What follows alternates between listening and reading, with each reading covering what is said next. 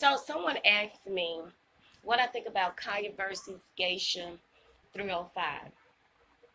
Khia versus Funky Dineva, Khia versus T.S. Madison, and Khia versus the people whose channel she has striked.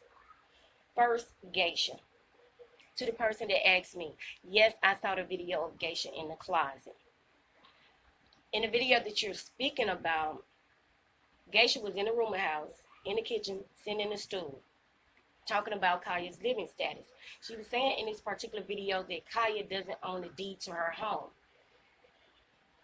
At some point in the video, someone walked in the kitchen. She jumped up, grabbed her phone, and ran in the closet. She stayed in the closet talking about Khia from that closet for almost an hour. My thing then and now is she has no room to talk about anyone's living status when she don't have her priorities together. Okay? You're sitting online talking about how somebody else living, and clearly you're embarrassed about your living status. Because if that was your home, she wouldn't have did that. Nobody jumps up and run to the closet to talk about another female's living status in their own house. And yes, I saw the status video. She made herself look bad in that video too. She challenging Khia and Trina.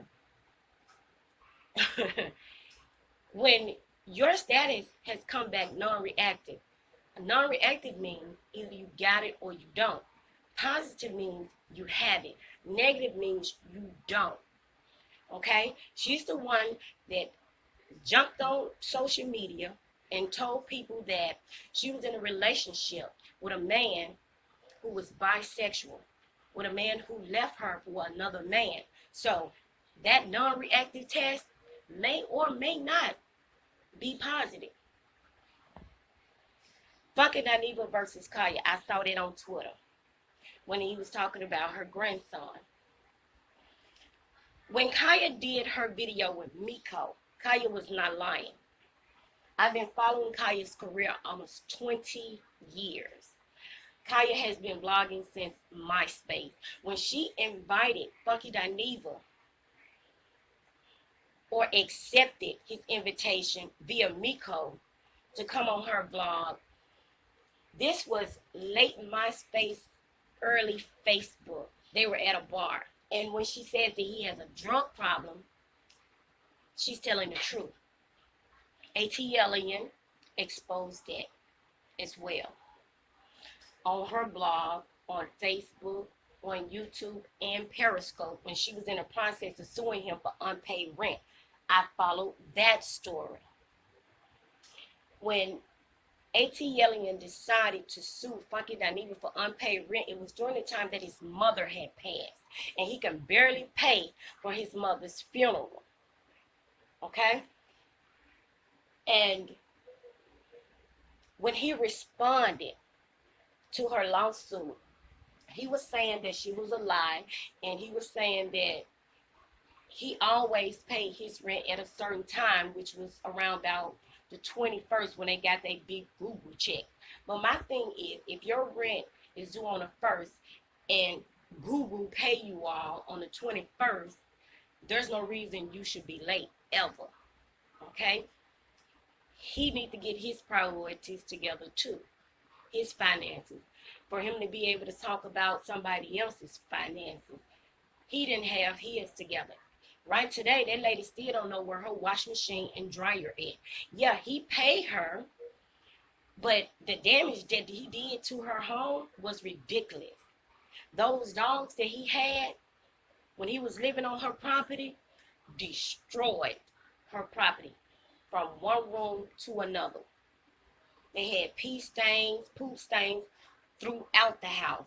The lady had to remodel the inside of her house from one room to the next when he left. I remember that as well. Funky Dineva also admitted on Twitter that he had a drug problem. So Khia is not lying on him, and he knows it. When Khia did her blog years ago in the beginning, she used to do it with Miko. I remember her and Miko very well because of the chemistry that they had.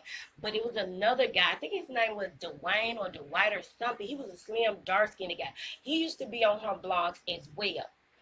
Khia has not just started blogging, okay? She been doing this.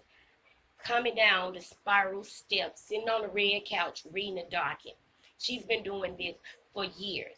Shortly after that, Funky Dineva started blogging. He was on Facebook and he was on Twitter. He used to blog about the housewives and reality shows. When he linked up with ATLian, he started a website. The website didn't last long. ATLian started him, well, encouraged him to get a website, but it didn't last long. T.S. Madison and Khia. T.S. Madison recently exposed himself. He recently just told the truth about stealing Khia's concept. When T.S. Madison, before Khia and him linked up, when he was blogging on Facebook and YouTube, he didn't have that many views or that many subscribers. Khia actually put T.S. Madison on, because before Khia went to his house, that's when he tried to start a web series.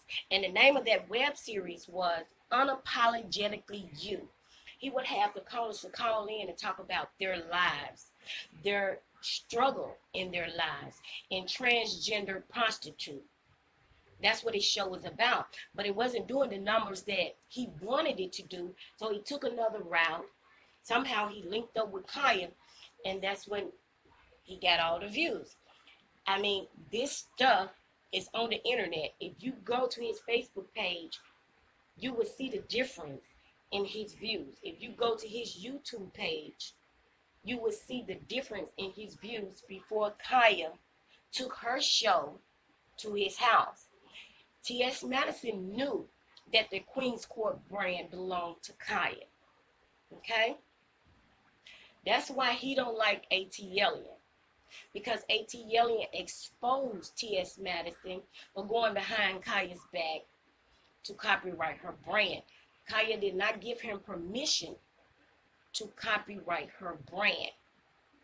That's why T.S. Madison changed his show to the Queen's Supreme Court when all the evidence started overflowing on the internet from P. Weezy and ATLian and Khia. P. Weezy used to be Khia's cameraman. He got plenty of footage that he uploaded online to prove that the Queen's Court concept, the Queen's Court brand belonged to Khia. He had footage from 10, 15 years ago where Khia is sitting in a house, sitting in a robe with the gavel, all of that, doing commentary on celebrities, social issue, and politics. Okay? So, it is what it is. What I think about the people who are complaining about Khia striking their channels. Well,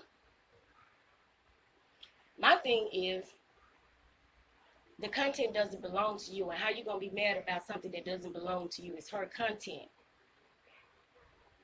And if you really pay attention to the people whose videos that she strike, those are the people that don't like Khia no way. They just saw an opportunity to do commentary on her shortly after Trina said what she said about the Black Lives Matter protesters. So they jumped on the bandwagon. How easy it is for Khia to go to YouTube, put in her name, and see these videos that these people are monetizing off her name.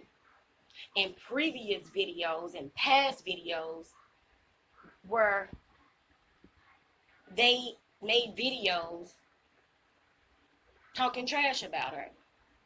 She saw what we saw. So, it's her content. How you gonna be mad at somebody about their content? You don't like her no way, so